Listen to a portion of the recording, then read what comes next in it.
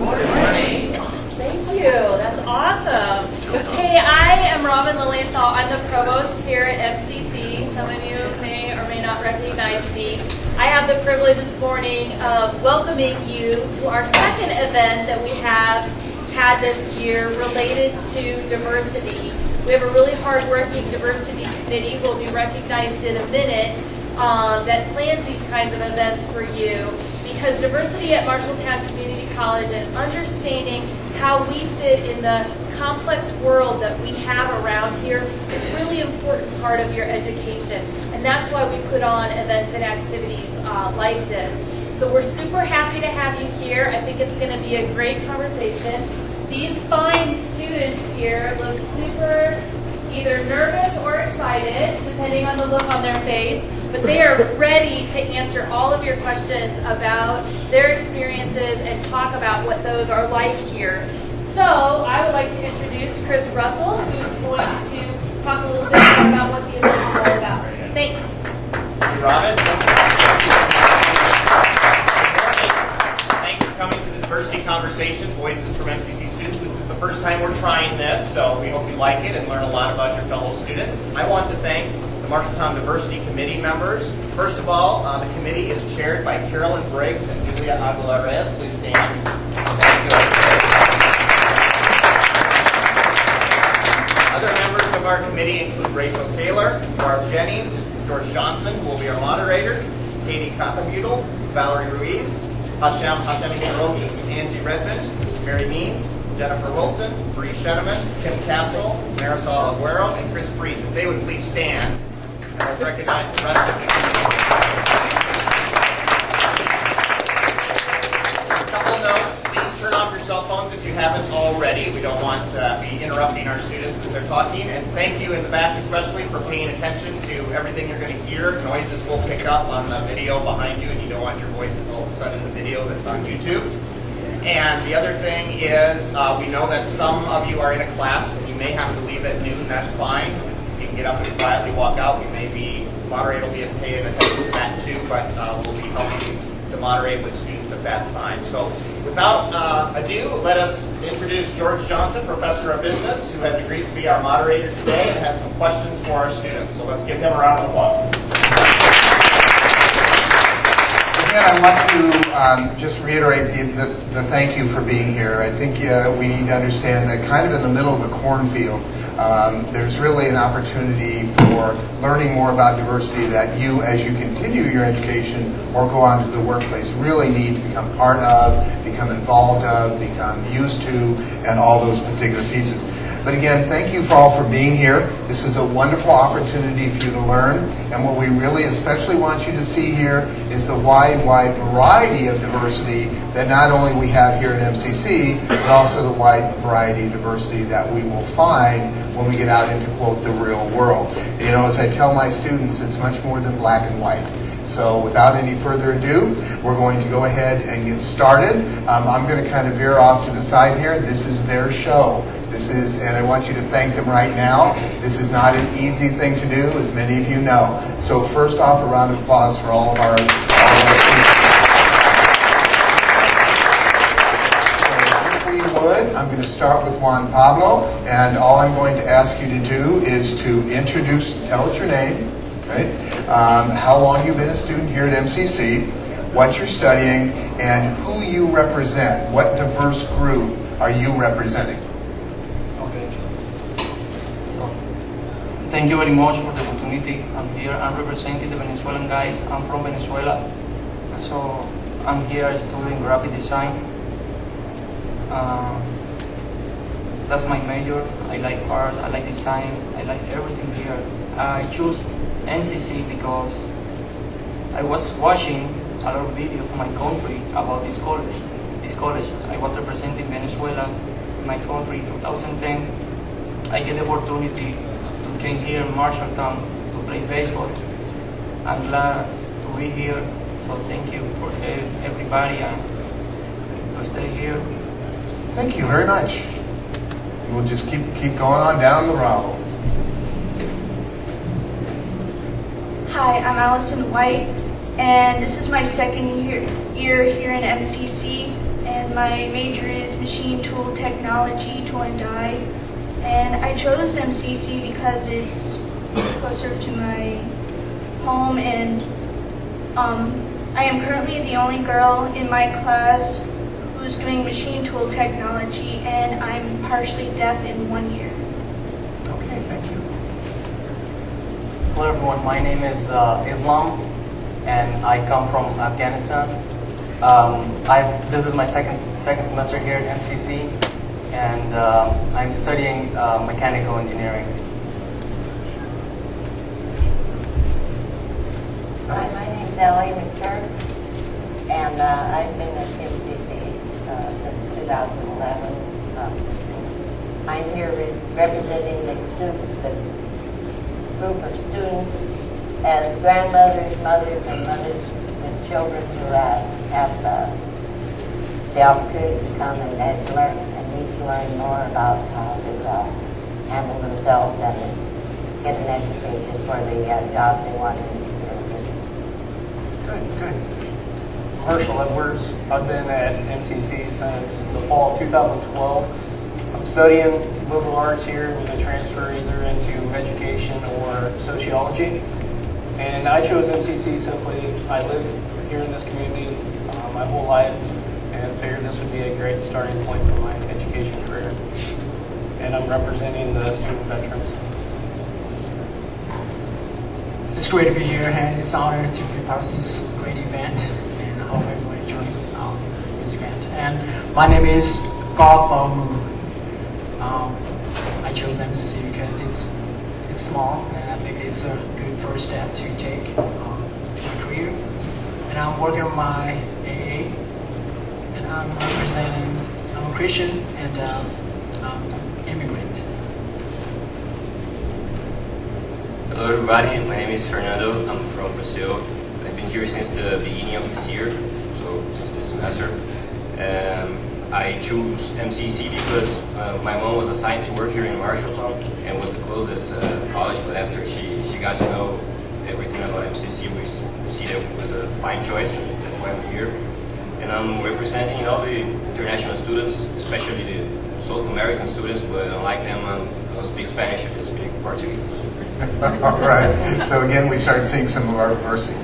One of the main reasons, folks, that we're here today is to talk about diversity and stereotypes or myths. So I'm going to throw it open to you to talk to us about what are some of the myths that people have, myths, stories, wrong ideas, etc., about your minority, your base, who you are. So talk to us, please, a little bit about that. And I'll just throw it open to whoever will volunteer to get us started. All right, I'll go first. Yes. Thank you, Islam. I come from a country where every time you hear about it on the news, and that's probably the only time most of you hear about it, it's because something bad has happened there. It's either bomb blast or U.S. citizen or an international citizen has been kidnapped and is being held hostage. So that's usually the stereotype that goes with Afghans and generally most Muslim countries. I'm here to clarify that that's not what we Afghans and generally Muslims are. There are goods and bads with every country, with every religion, and every culture, and it's sad that the only thing that you hear about where I come from is the negative things that happen, and you never hear about the good stuff that happened there. There are good people, normal people who live there, who live normal lives, and I am one of those people. And coming here to the West, not so much in Iowa. Iowa people are really nice. But usually, traveling most often, I do sense this kind of hostile attitude towards me and my family who's traveled towards West and my friends who have traveled outside the country, I've heard stories that they experience while traveling at airports and securities and whatnot. Islam, do you think part of that is because you're very dark, and I'll use the term swarthy, very dark-skinned, very dark-haired, is that people naturally assume things about you? That is certainly part of it. But usually people do not assume that I'm from Afghanistan just by looking at me, and I have to tell them. Like I said, I feel like I'm being picked on usually when I'm traveling, and that's when they see my passport and they know where I'm from. So that's when I really feel that. I do feel it sometimes just going about my normal life here, but not as significant as it is when I'm traveling to the airports. All right, good. All right, who can go next and help us on this? Because this is our purpose today, is to try to understand some of the stereotypes that unfortunately you get, as many of us in the crowd will get as well because of other issues of diversity. I'll go ahead and go next. Once somebody finds out that I'm a veteran and also actively still serving, obviously the first question that comes out of their mouth is, have you been deployed? That's a very logical question, served times overseas, and my answer is yes. Then the next one that comes across that really bothers me and a lot of other veterans is, have you killed somebody? That's unfortunately what comes with it. I get a little emotional speaking about this because that's not all that we do. And as Islam has stated, unfortunately, most of the time in the news, it's, we've captured so many people or killed so many people, but they don't understand half the other stuff that we go through and do in those countries. Also, the other one that's funny is, you let somebody know that you're in the military, and the first question is, or another question is, well, I have an uncle that's in the Air Force. Do you know him? We all don't know each other. Although it is a small percentage of us that serve and that still continue to serve, it's still a big community. And then one other one that I really want to hit on is PTSD. For those of you that don't know, it's post-traumatic stress disorder.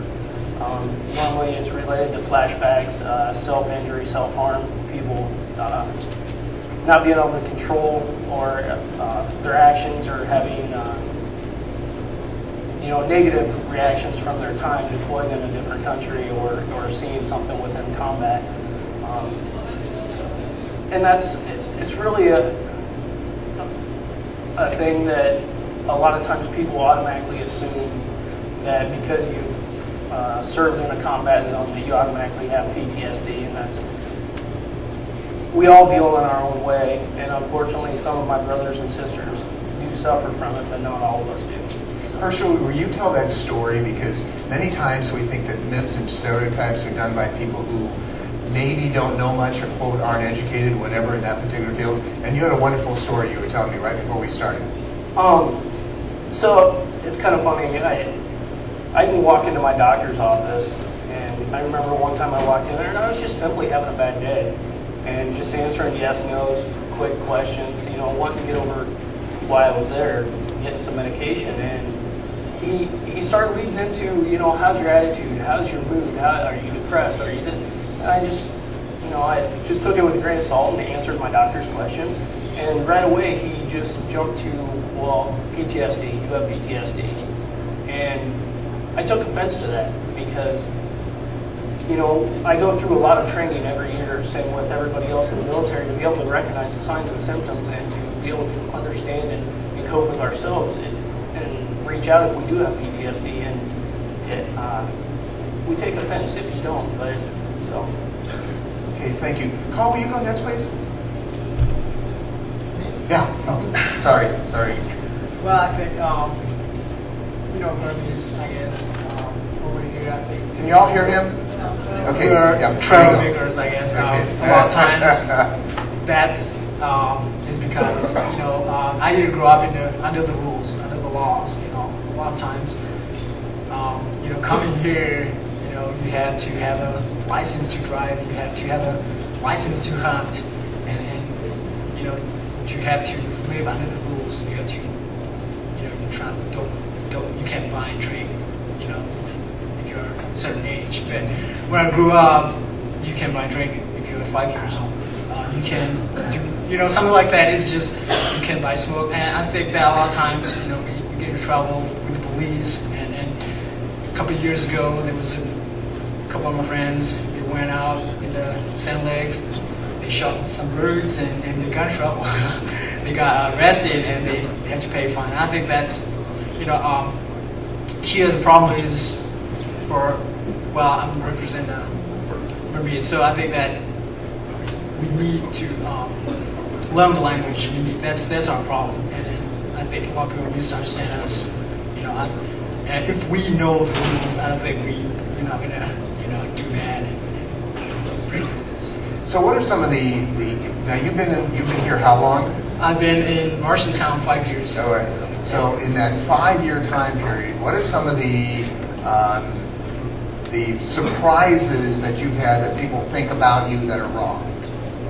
Other than you will not follow rules. Well, I'm not sure about that one because, a lot of times I'm trying to, not to go into trouble or, trying to stay out of it. And if I ignore through a lot, to be honest. But, he's bringing up a really interesting point when he talks about police and dealing with those departments and that sort of thing and that whole issue, which is something that, again, are issues that probably pop up to a lot of you when you think about that. You don't want to be stopped by the police because, right, they're going to think this, or this. All right? Who'd like to go next? Again, those common myths, stereotypes that people have that we need to make sure we don't do. All right, Ellie? My common myth is that I call it the discrimination of my age. Why am I here? Why do I want to subject myself to going to all these classes and things? And I feel that I come here to learn because I never attended college when I graduated in 1957, which was 58 years ago, and I never had the opportunity. So I'm here to learn, plus I have worked among the public all my life, and sitting home in an apartment by yourself, you become stale, your thinking does not stay sharp, and I miss the company of the other people around me. I do feel that once in a while I like the competition between some of my classmates. And it's a healthy competition. Sometimes I get a question, Ellie, did you turn in your report?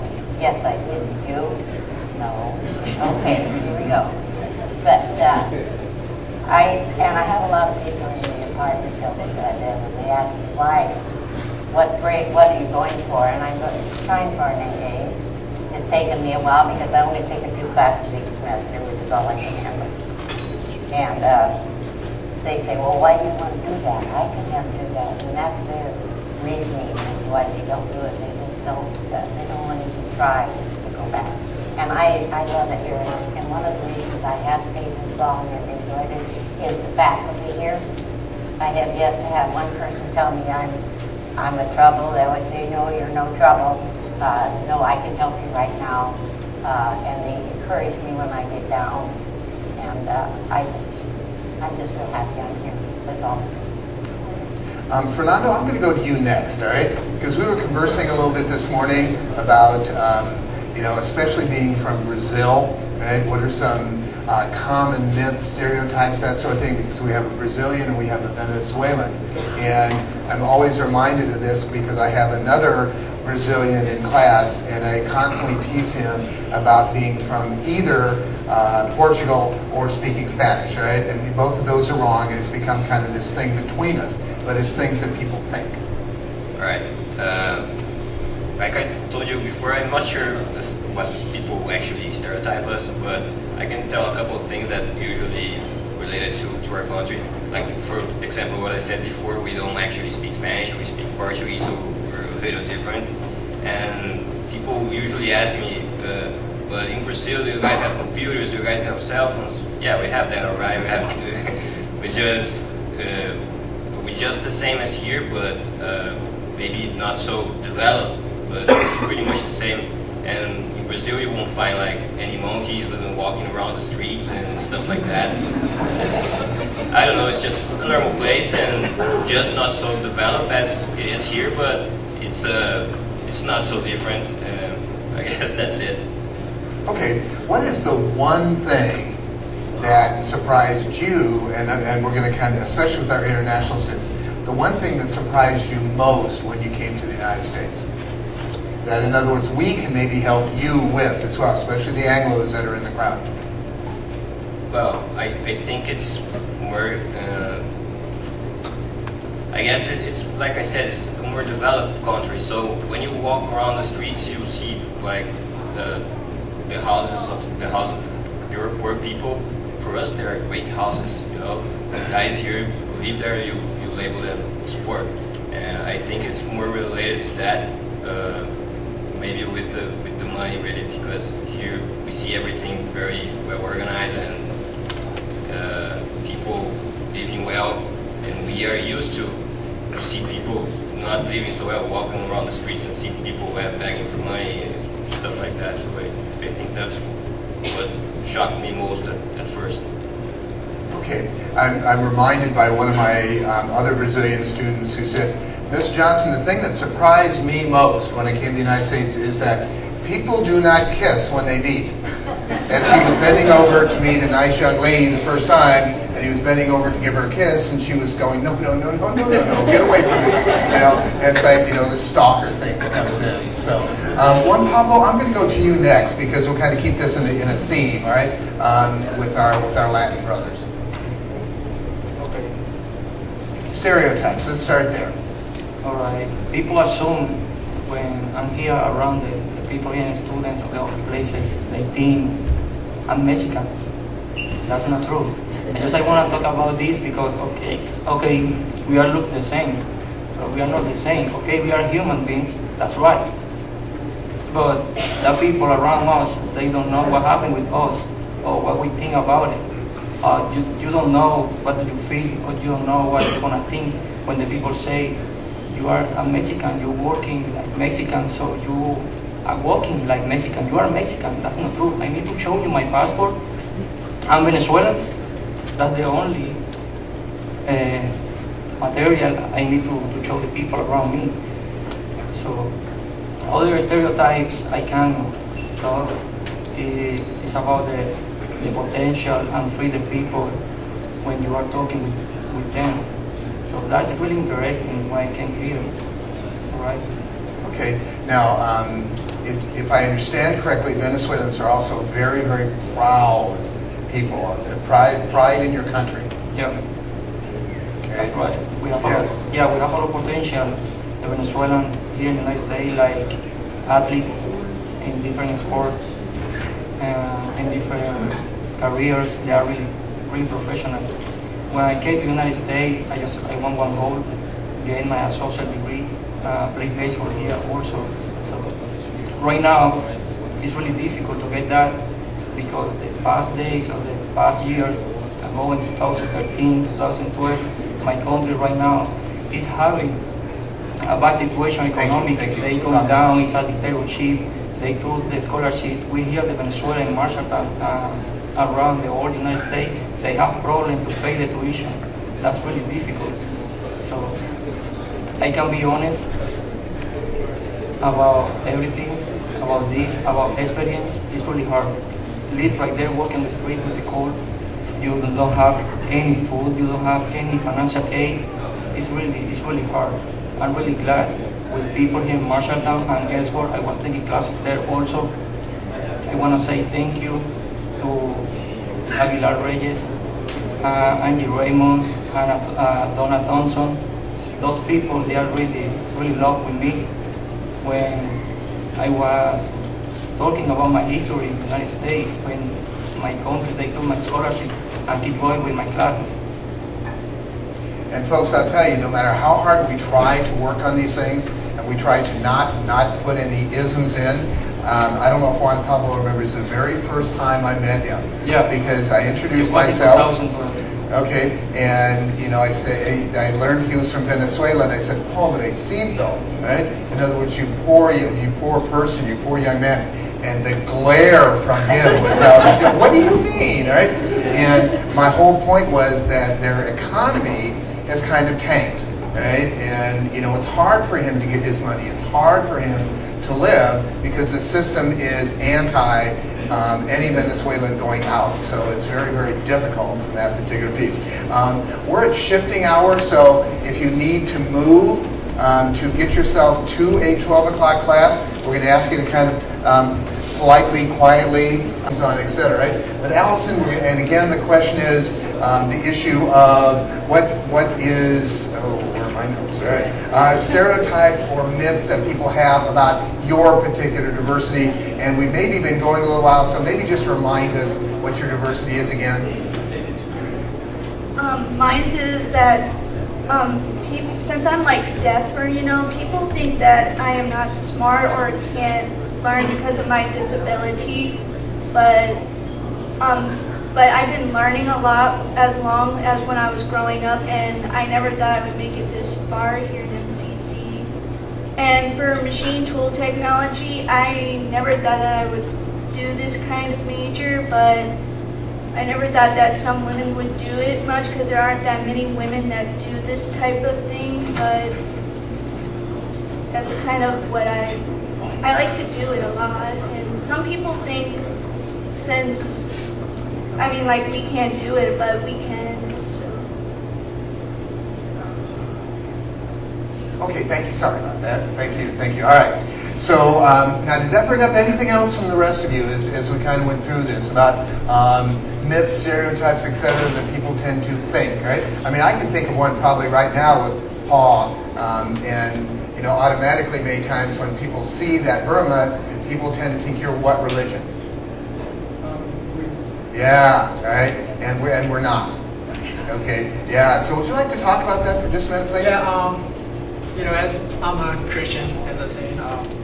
As a Christian, people tend to think that, if you're a Christian, there are tons of rules that you have to follow. There are tons of commandments that you have to follow. But I'm telling you, it's not have to. It's get to, and it's about love. I'm thinking about like when you're in a relationship, someone, you get to spend time with her. You get to spend time with him. And I think about that, as my God, and I get to spend time with my God and my Creator. And I lost that place, I guess.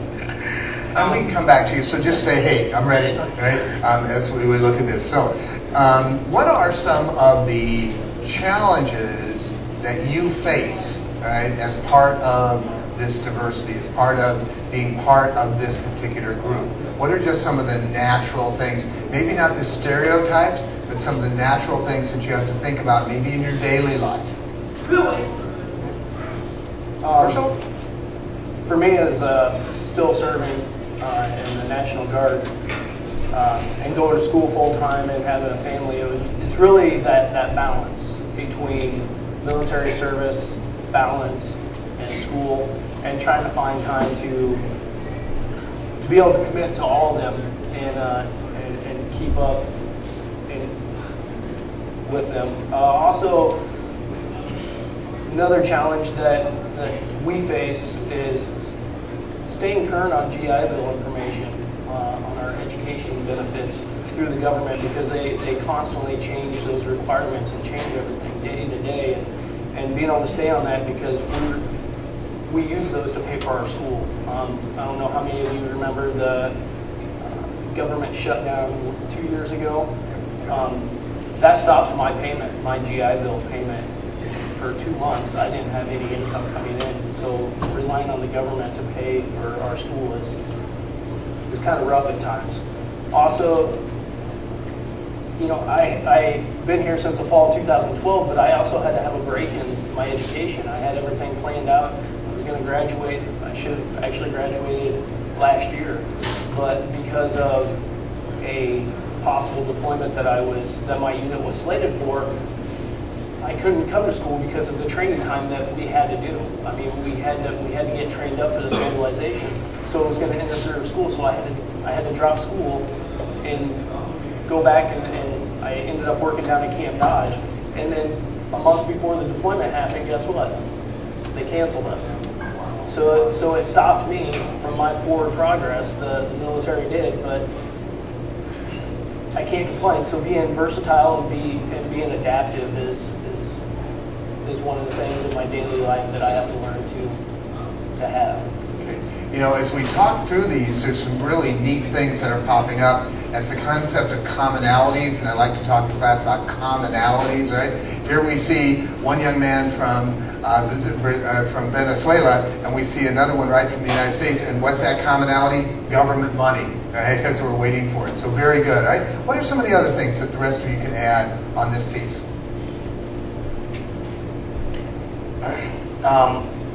The challenges that I can think of the top of my head that I faced due to my first my status as an international student, it can be challenging at times, especially when it comes to research programs or internship opportunities. I'm planning on transferring to Iowa State eventually. And I go through all the research programs that they have that I could be an intern at, and I'm perfectly qualified for it, but the only thing that I'm missing is a U.S. citizenship, and that's their first requirement over there. And it's disappointing to see that. So due to my status of being an international student, that's one major holdback that I'm struggling with right now. Islam, do you think that part of this is also where in the world you're from? Not so much. I mean, it's every international student I'm sure is struggling with this problem. The second thing that I'll talk about is the limitation that I have here in the United States because of my religion. First of all, Muslims are not allowed to drink alcohol or eat pork. They're strictly prohibited in my religion. So again, given the American diet is so heavily dependent on pork, it's kind of hard at times to go anywhere to eat. I have to be very careful with what I eat. And usually when I go to dinners, to family dinners and stuff, the families that I know here, it's hard to tell them that no, I'm not going to eat this food because it has pork in it. It's because they go through all that time of preparing it for me, and I know it's coming from a good place, but I feel kind of bad saying that I can't eat it yeah, so that's the one thing that I struggle with the most, and that's very significant for me. The third thing that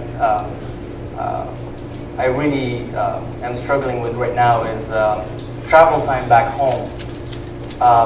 Given my ethnicity and my citizenship, it's extremely hard to get a visa. And once I leave the country, I'll need another visa to get back into the country.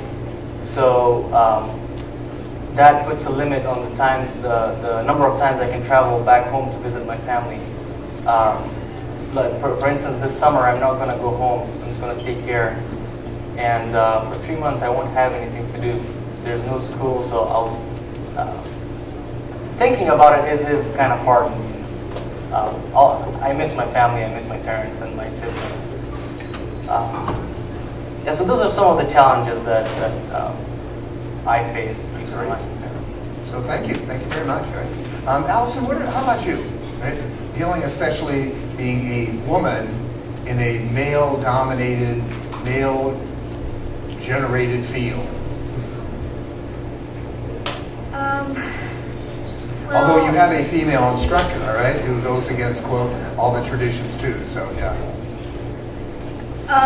Well, normally I just do, I go to school and I learn everything that my instructor teach me, and I do projects too, which is kind of fun when you get to play with the machines.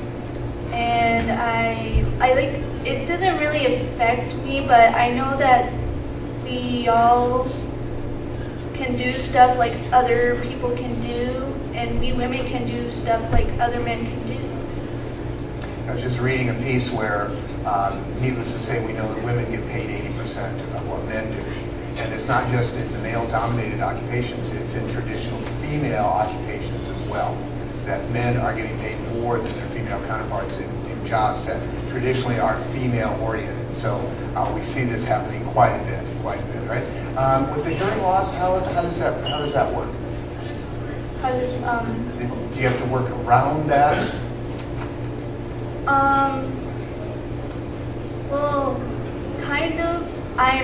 Usually we just, like in our shop, we just do like our stuff that we do, and we learn all the machines and stuff there that we can learn, and sometimes I have to go to, like I'll go to school and then I go to work, and so, but that's Okay, all right. Ellie, how about you? How does this concept of being older affect you here, daily life, that sort of thing? It doesn't affect me here in my daily life. I've set up some goals for myself, and they're kind of a selfish goal. I want to see if I can keep up with my classmates. I want to see if we're on the same page, because it's important for me to learn, to keep my mind sharp. And this last about year and a half, I've had 2 major setbacks in my health, and I have to work around getting better, getting my treatments, and going to school.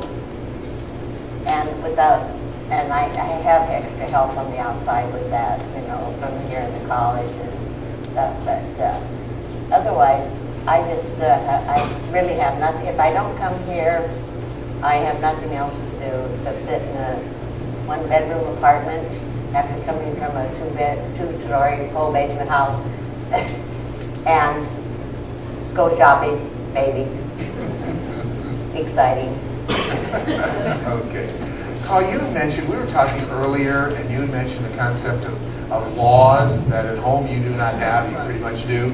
You know, and I think of this question that talks about challenges that you face, right, in that whole new legal system, etc.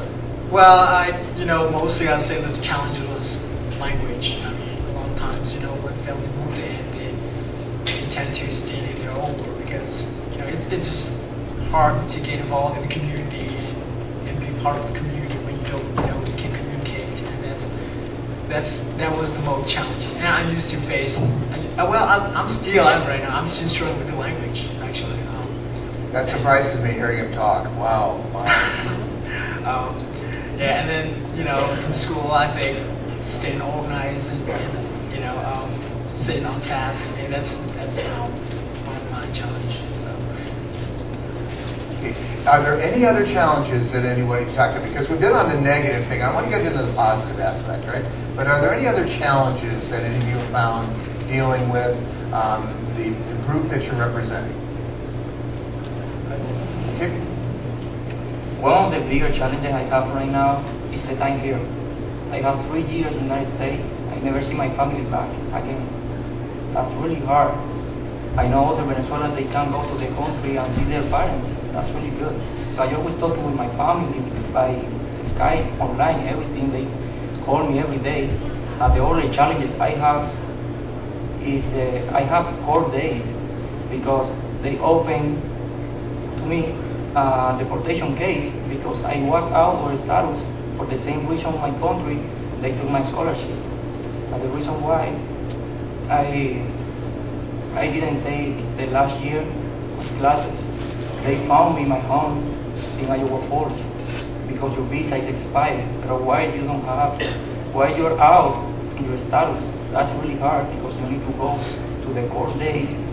You need to talk with the judge. You don't know what happened. You don't know what's going to happen the next days or the future because you came to the United States to get opportunities and study, right? play baseball. That's really good for me. I love that. Yeah, why not? But you're always thinking in your bed every night, what's gonna happen with you? What's gonna think your family? Okay, they are proud of me. I know. When I came to the United States, I didn't know anything about English. So right now I can talk every day, reading magazines every day. That's really good. A lot of people help me. So one of the challenges I have is that with the immigration law, that's really hard. It's not easy. It's not easy living with that. And it's interesting hearing the immigration issue pop up with 2, 3, 4 of you, or just that inability to go home. And I think out in the crowd, so many of you maybe are living at home, or your home is close, or home is a major part of your life. And yet, personally, I've been able to do that, even though we lived out in the United States for multiple years in a row when I was growing up. But yet my family, my parents were always there, right? Even though Grandma and Grandpa, I didn't see either one of those for 3 full years, and we kind of understand that particular piece. So that's a good point, right? So we've been kind of on this negative kind of little vibe, and for those of you who know me, I don't like to stay too long on the negative thing. So I want to talk a little bit about the positives, right? What are the positives, the advantages that you have found in your diversity? And I know that's a tough question, but it shouldn't be. It shouldn't be at all. But I know that might be tough for some of you to say, hey, I'll tell you my advantage. Here it is. Well, I guess I'll go for it. Thank you. A lot of times, like I say, learning the language, it's been challenging, but you can look at it a positive way, gaining what you learn, and then helped those people who don't know what they're going through. And I used to help a lot of families, translating, interpreting, and with the family that go to hospital or school or do some of the things. So that's a positive way. It's a major advantage, and thank you for doing that. All right, who's going to go next? Okay, thank you. So, given my experience living back in Afghanistan, it helps me.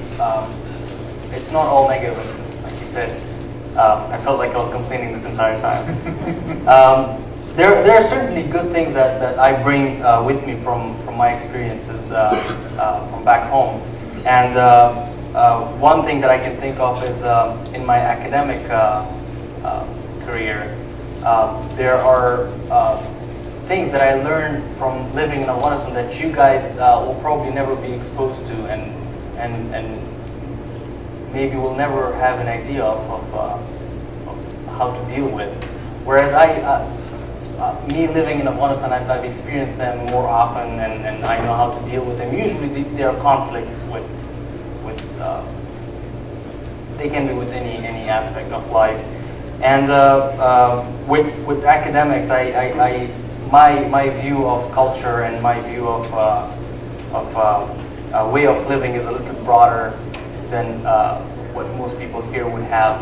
So it helps me with usually writing papers or giving speeches. Usually when I do stuff like that, I have a little piece of my experience, personal experience from it, that I put in there, and it keeps people really interesting. It gives me the points I need. Okay. I'm sorry. The other thing that I think I have an advantage over someone who hasn't traveled abroad as much is understanding other nationals who are not Americans. I know the difficulties I have to go through, and I can feel that they're going through the same problems, and it's easier for me to connect with someone who's from a different country. And the third thing that I really like is people find me interesting, and it's really easy for me to make friends. And that is a very important piece. I yes, know. That's really, I enjoy that. As a faculty member, there are many of us who really depend upon you to present, right, and to teach us more. So we want to thank you for that. Fernando, I'm going to go to you next, right? So what the advantages of your diversity? Well, I think about two things. Firstly, in Brazil, I think most of the things doesn't work right. Like you have to get a huge line to get something or something like that. So when you get here to a place where everything works fine, you just know what to do. You don't have any difficulties. And when there's a difficulty, like the other day, I don't remember where it was, we had to get a line to get to somewhere. And I heard the people behind me complaining, "Oh, look at this huge line. You haven't seen half of it." This is all right. So I think this is one of the good things. And the other, I think, from being such a, I don't know, warm people maybe in Brazil, we're usually to talk with random people and just start conversations. And I've seen that here people are more close to it. They're not so open. And I think it's a good thing. It helps us because we are always trying to talk with someone, and I don't know, it helps us know people better, and usually people don't do it here for what I've seen. So I think it's a good thing. Good, good. Let's continue online. Herschel, you're next. Some advantages that I see with being in the military is obviously number one reason is education. I mean, that's why I'm here. The benefits that I spoke about earlier, they help pay for our education to further ourselves and to better ourselves. Also, another thing kind of going along with education is, we have standards that are set that you have to meet, that you have to be able to be proficient at so much. And that also rubs off on you on a personal level and makes you set personal goals, personal standards. And, everything from my family and my kids to the education to my service, everything has a standard. I set standards for that and follow those standards. Also, one thing, we're in a cultural event here is being able to adapt.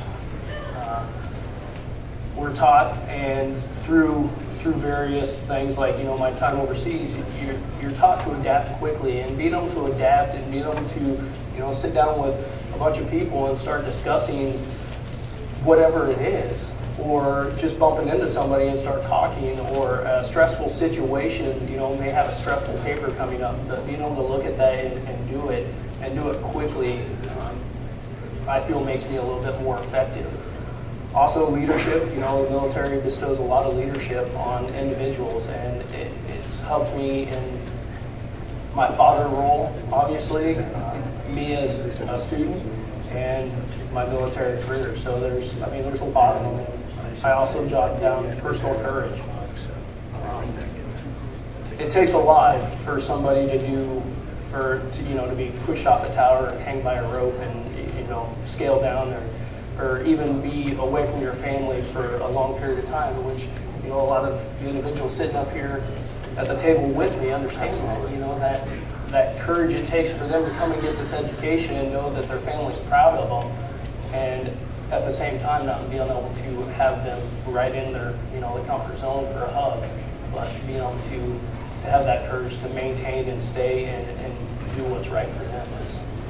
Well, here, both Angie and Julie give really good hugs, all right? So, anytime, all right? Ellie, what about you? What's the advantage in your diversity? Well, I'd like to think that I can, with my lifelong experiences, that I can contribute something to my classmates. And I know that this year, especially in your class, that I've been exposed to more than of different cultures and things than I normally am. And it's been exciting to learn about them and their problems and their joys and things like that. But I also hope that I can give something to my classmates. Okay, all right. And Allison? Anything to add to us here? The advantage of your diversity. There are very few women in the machine trades that are giving me an advantage with employers. Yeah, absolutely. Well, Papa? Okay, one of the good things I can see is the education here. It's really good. I like it. It's not the same between the different in my country. They are really different because they don't have the big opportunity they can give here. That's really good. I can think that. I can say that. That's what I think. I believe that. Okay, so what I want to do is we're going to start winding down here, all right? And what I'd like to hear from each and every one of you is, what is the future going to bring? What is your next step, right? And if you can put into how that diversity could help that, we would really like to hear that part especially. But what for you is the next step? Sorry, English people, that's grammatically incorrect. Angie, if you have any questions, if you have anything, bring those over. So I'll just open that up. Well, for me, I would just like to continue my education, take it as far as I can. I'm not going to stop just with the bachelor's or with the master's. I'm going to keep on going with it. Now that I'm here, I'm going through the struggles of being in a different culture, in a different nation. I might as well just give it my all and then make something out of myself and make sure that my time here is not wasted. And the second one that's a little bit more important is make sure that I'm a good representative of Afghanistan and all Muslims. And personally, I think he's doing a real good job here. All right, Ellie, what about you? What's the future? Well, when I started here, I had a goal as to be able to learn more and to be able to get a job, a part-time job or something, because of my age it's a little difficult for other people to hire me or want to hire me. But in the last couple of years, I've had some problems arise that have kind of deterred my future plans. So right now, all I'm doing is kind of living, like you say, day by day or month by month. And I really don't know where it's going to go yet. Sounds good to me, right? Allison, what's the future? I'm thinking about still working for Emerson once I graduate, because right now I'm working with them in drafting, so I'm thinking about keep working for them. Good. Juan Pablo, what's the future? About my future, I would like to be a professional graphic designer here in the United States. I was taking those classes also in my country. I have some knowledge about art and graphic design using programs. They are really, really good for me. Also, I have other offers to another university here in Iowa. It just depends on immigration, like I say. It just depends, make a decision about me. So.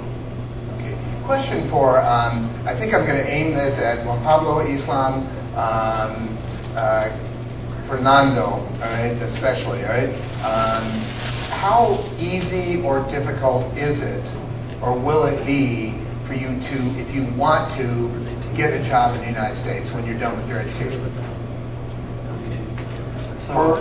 For as long as I understand, not that it is very much, but when a U.S. company has, when they employ someone from, employ a foreign national, they have to make sure that they exhaust all their resources and they can't find someone in the country with those qualifications, and then they can hire someone from another country.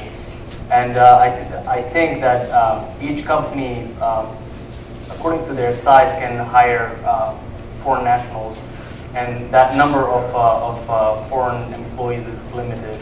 So if I wanted a job in the United States, I have to be really good. I have to make sure that I'm better than anyone else in the country. And that's a very valid point. Yeah, valid point, right? Fernando, can you add or subtract or whatever?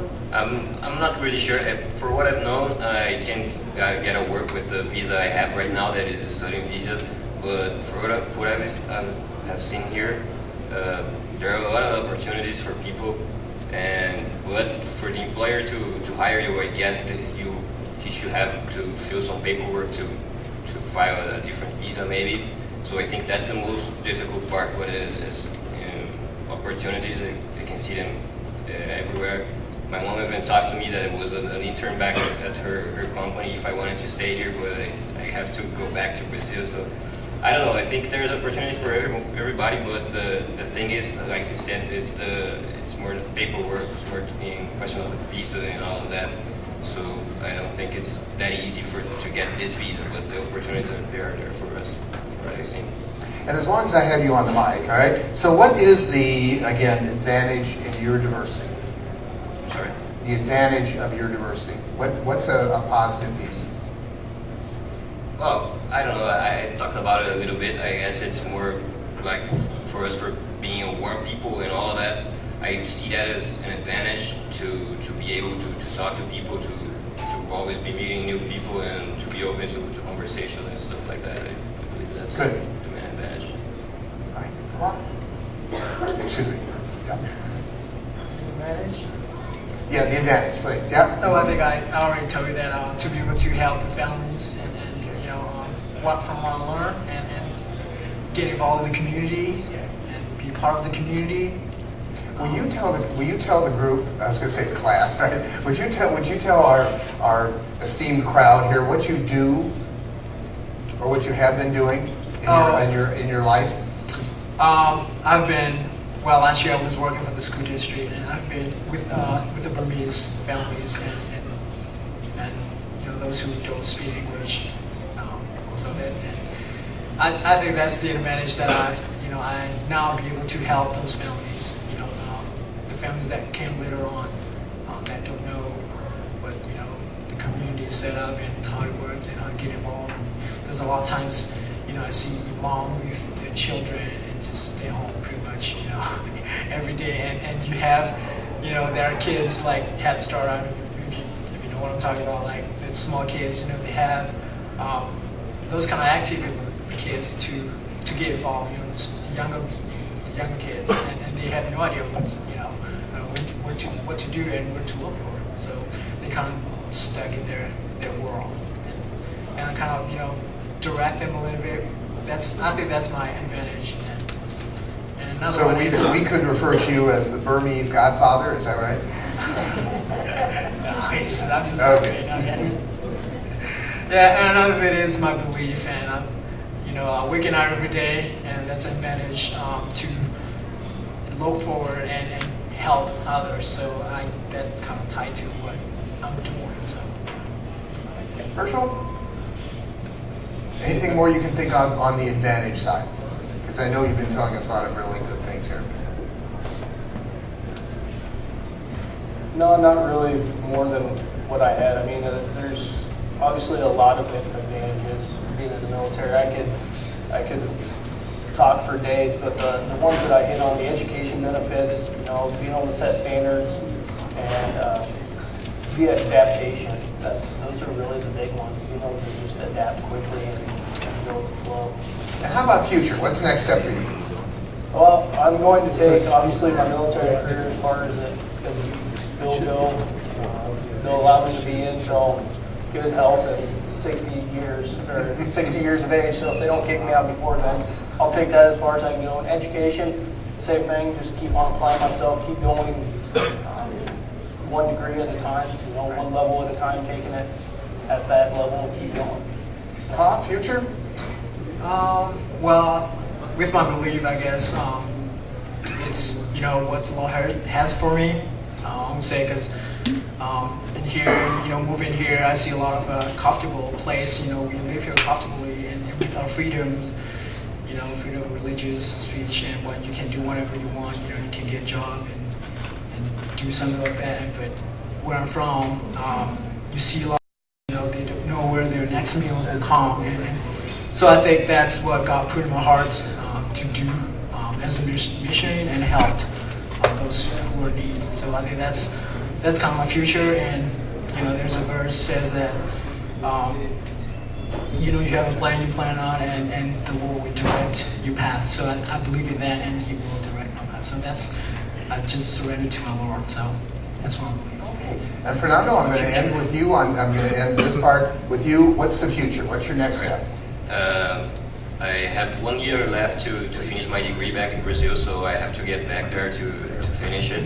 So first, my first plan is to get back there, get my degree. And after that, I don't know, because I have been here for a few months, but I feel like I've learned so much already. And I think about getting back here to the United States if I had an opportunity, or I don't know, keep traveling. After that, I just sort of enjoyed it. Let's see what it comes. I'm not sure. Now, I have a question I'm going to ask you. All of you can answer. A few of you can answer. I want you to be honest. Right? This came from the crowd, and I think it's a very, very valid question. Is MCC doing what we need to do to educate Iowa about diversity and the global world? Are we doing what we need to do? If not, what do we need to do?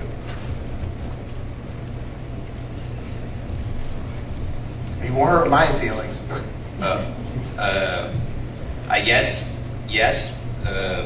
Thinking about the international students, when I came here, when I first came here in a small city like Marshalltown, I wasn't expecting to see any international students here. And when I got here, I was surprised that there are a lot of them. So I think in that matter, I think yes, the MCC is doing a good work. There's a lot of good students here. Leah always help us every time. So I think yes. Anyone else want to add to this? I would have to agree that MCC is doing a good job. Just by one thing is simply holding something like this. This is the second one this year, I do believe, and just every individual that's sitting in the crowd right now is somebody that's going to take something from this or from the last one, and throughout their lives or their employment into the future is going to take this and see something and maybe rub off on somebody else within their employment. So, and with the amount of international students that we have and the different clubs that are on campus to the diverse clubs, I would say yes, that they're doing their job. This question came from the crowd, and I know, Juan Pablo, you talked a little bit about this already, and some of the people are interested in learning how the educational systems differ from your home base, for those of you especially who are international students, and here in the United States. How is it different? How is it alike? Because too many times we stress differences, and many times we really need to stress the commonality. Where's the commonality? But how do things compare? Well, I think I can answer that one. When I grew up in a Thailand refugee camp, and compared to here, it's a major difference. I grew up with school with a book and pencil, no computer or no fancy technology, something like that. And a lot of times we have to memorize stuff, the teachers, and the punishment is hard too. But I think that's coming here and seeing what the major difference. And I think that I have a future. I can do it. Back there, seeing friends that graduated and get married and have kids, and that's your life. But here is a major and different because of the opportunities, and if you work hard, and you can go as further as you want. So that's yeah. Islam, how do things differ between here and Afghanistan, education-wise? Like how they teach, what they teach? Well, it certainly isn't as developed as it is here. Me personally, I went to an American high school, so just the same exact system that every one of you experienced. But for an average Afghan, they go to a public school, and the level of I shouldn't say level, but our education system is not updated for the past 30 years.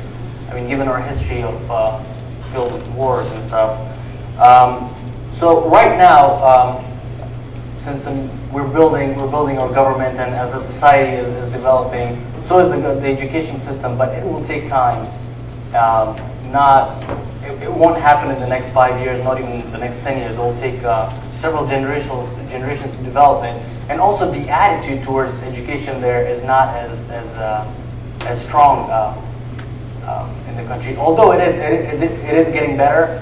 The percentage of children going to school is certainly increasing significantly, but still, that's speaking more towards the rural of Afghanistan. But once you go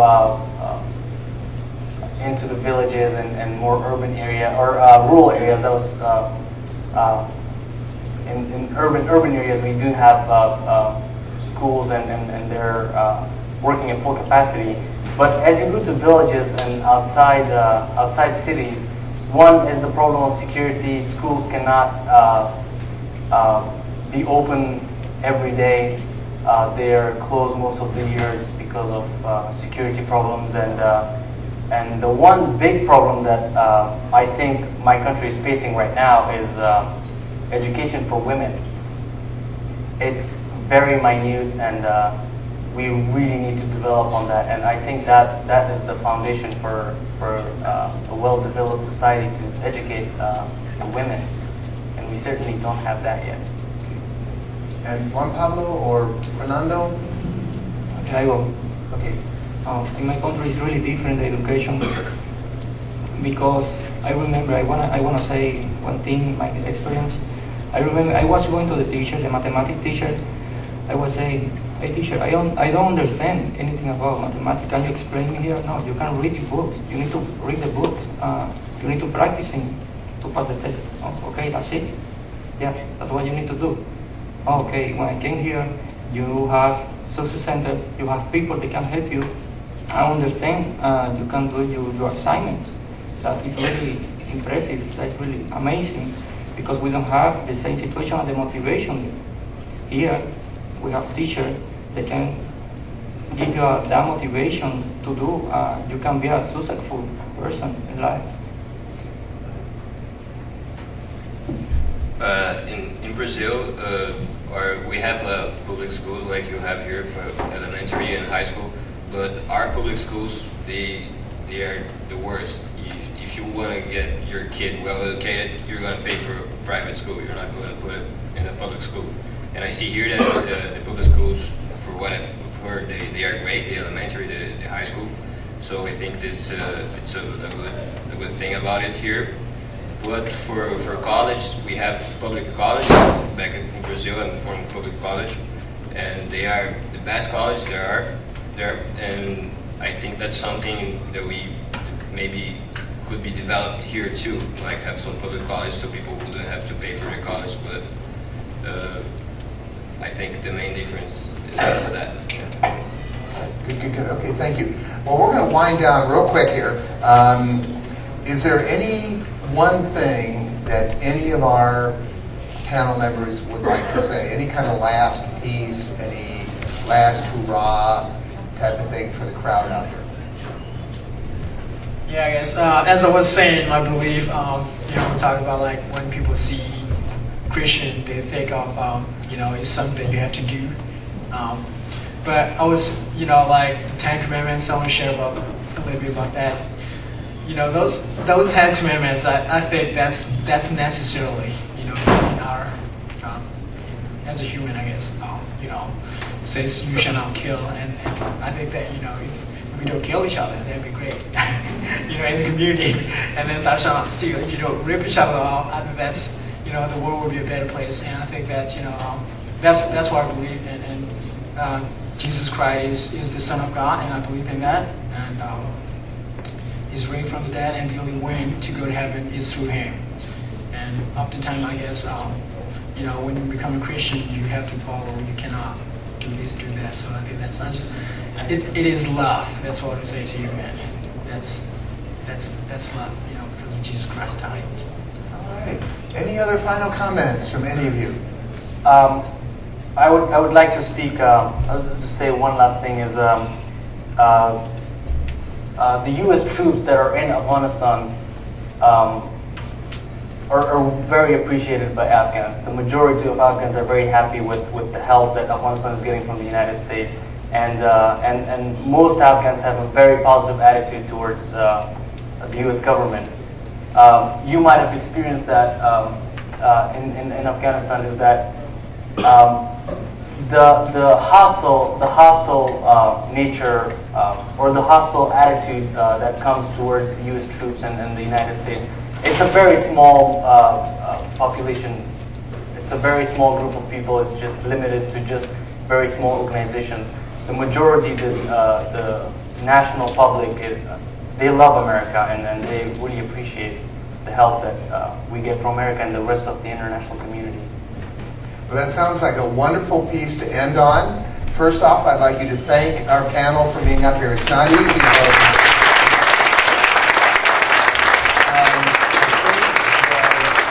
I think there's still treats over there. Dr. Russell, do you have that film up and ready? I think because of the internet, we're not going to try it again. Okay, all right. There is a phenomenal video on diversity, and I don't have a title to tell you how to get there. Carolyn, can you help me? I don't either. How can we provide that? Okay, all right. Well, we're going to be sending out, unless Dr. Russell has a piece. I use Google. I don't library. Sorry. Diversity and inclusion. Love has no labels. Okay. Love has no labels. It's a phenomenal little video. It's a short one. It's absolutely wonderful. Take a look at it. Thank you all for being here. We will continue our job in working with you.